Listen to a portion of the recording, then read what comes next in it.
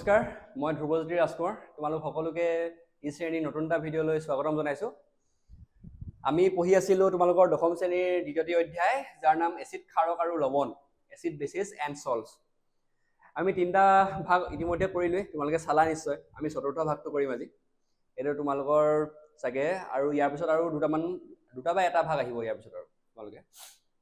ভালদৰে ভিডিঅ'বিলাক চাইছা নিশ্চয় আৰু মই যিদৰে আগত তোমালোকক কৈছিলোঁ যে তোমালোকে পাঠটো খৰচি মাৰি পঢ়িবা তাৰপিছত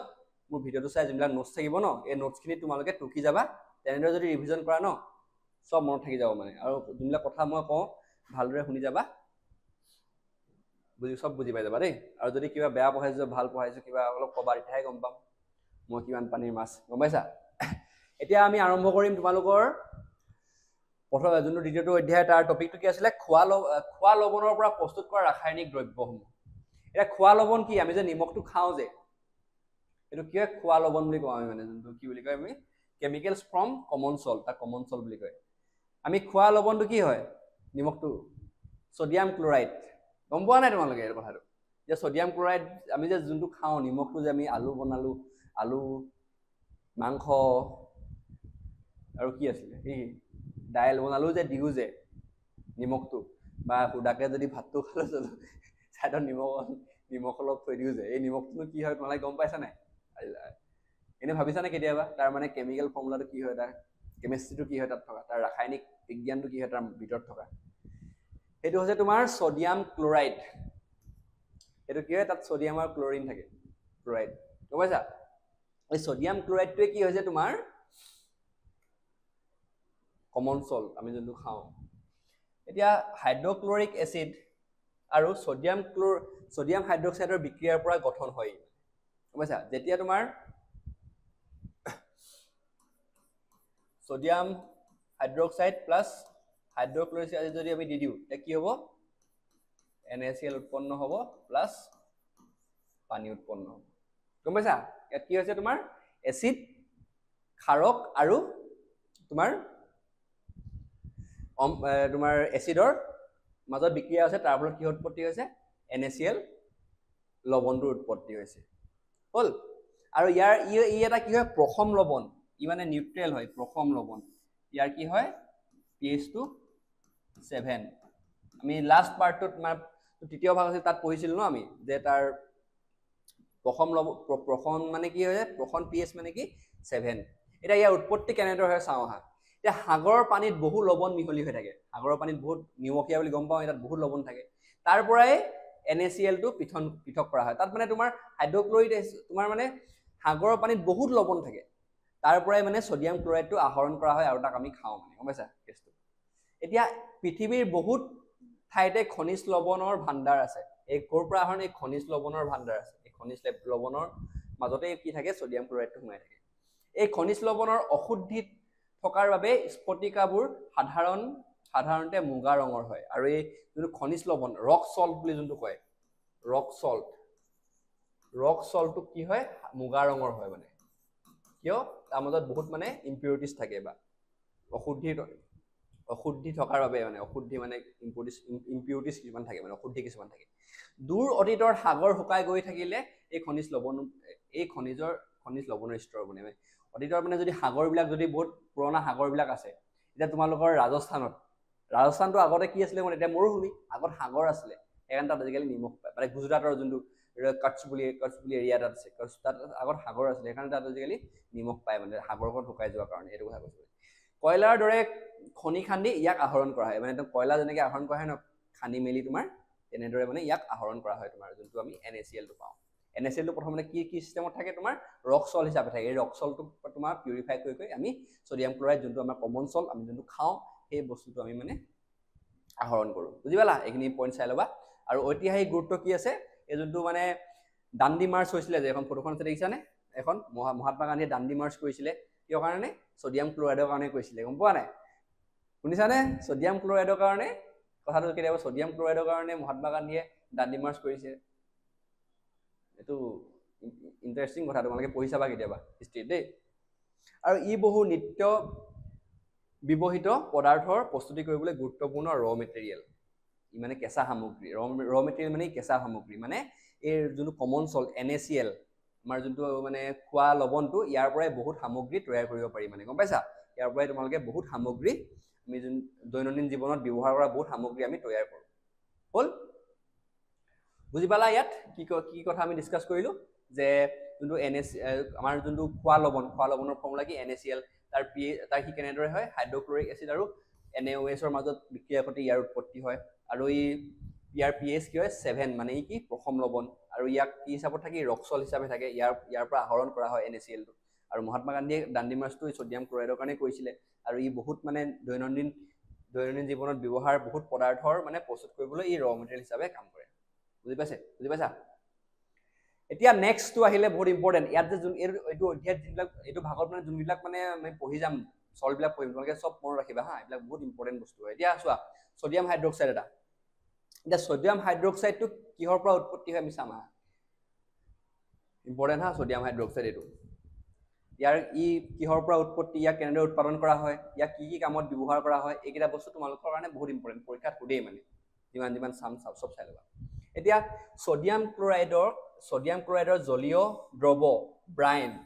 এটো ইম্পৰ্টেন্ট ব্ৰাইন কাক কয় সোডিয়াম ক্লোৰাইডৰ যেতিয়া আমি নিমখখিনি পানীত মিক্স কৰি দিও এটো কি বুলি ক'ব ব্ৰাইন কাক কয় মন ৰাখিবা হা এটো পৰীক্ষাত সুধে ব্ৰাইন মানে কি NaCl ৰ সোডিয়াম ক্লোৰাইডৰ জলীয় দ্ৰৱ গম পাইছা এই ব্ৰাইনৰ সোডিয়াম ক্লোৰাইডৰ জলীয় দ্ৰৱৰ মাজেৰে যেতিয়া আমি বিদ্যুৎ প্ৰবাহ কৰি দিম তেতিয়া কি উৎপত্তি হ'ব সোডিয়াম হাইড্ৰক্সাইডৰ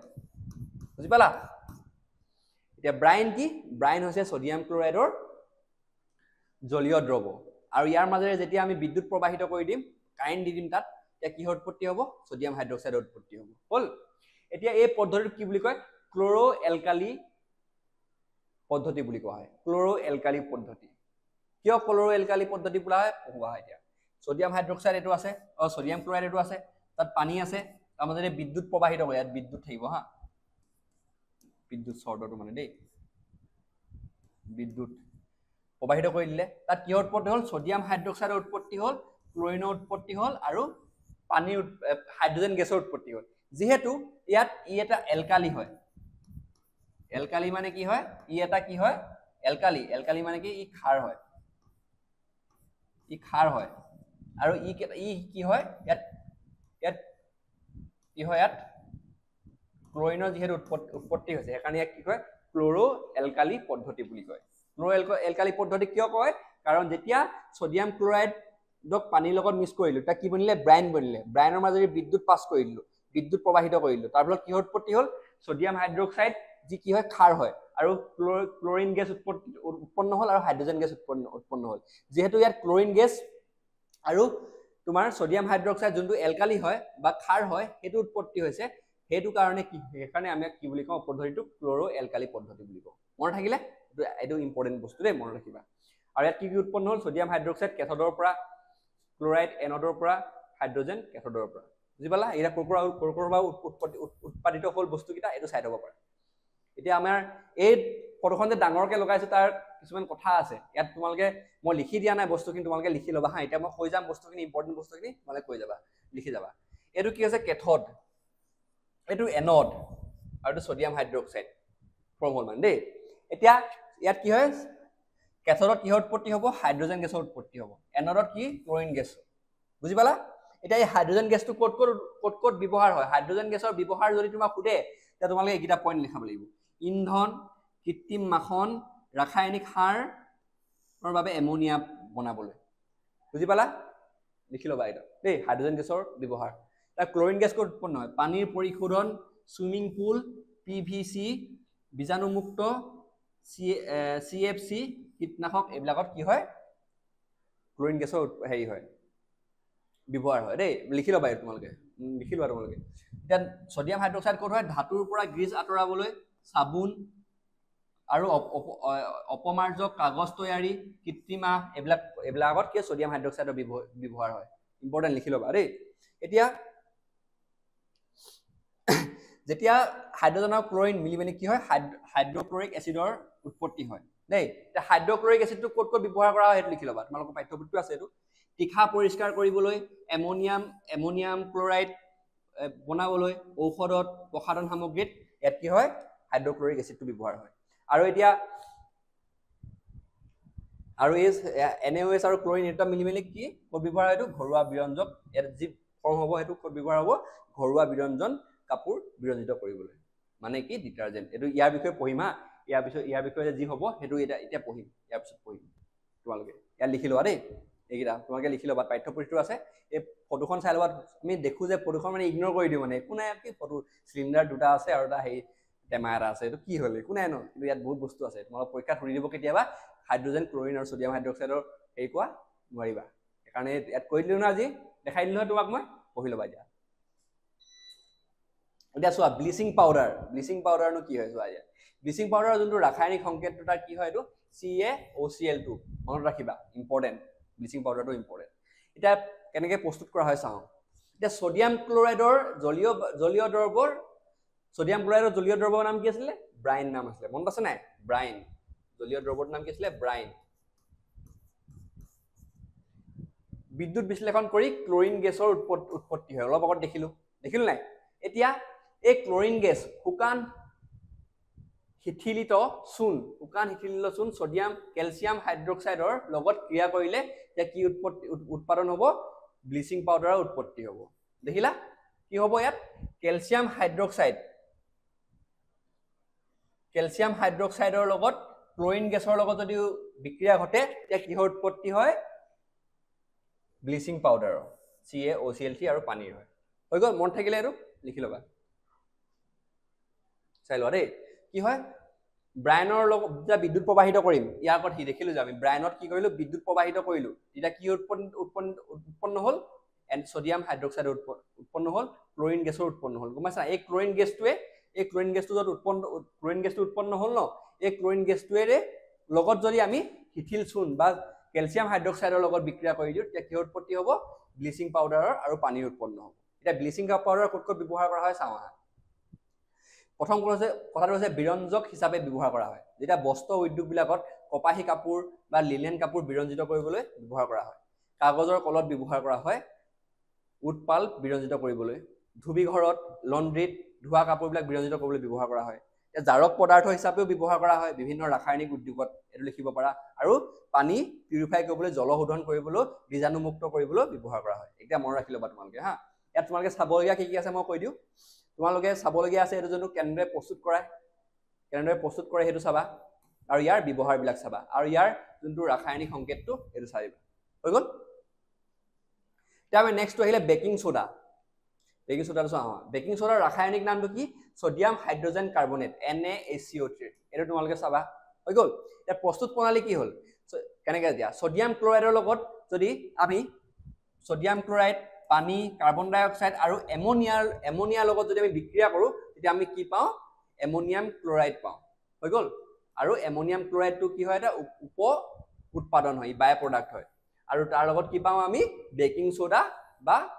সোডিয়াম হাইড্ৰজেন কাৰ্বনেট এইটো ইম্পৰ্টেণ্ট হা তোমালোকে কি চাবা ইয়াত তোমালোকে চাবলগীয়া বস্তু হ'ল ৰাসায়নিক নামটো চাবা আৰু ৰাসায়নিক সংকেতটো চাবা ইহঁতৰ প্ৰস্তুত প্ৰণালীটো চাবা ইয়াত বাই প্ৰডাক্ট কি সেইটো চাবা আৰু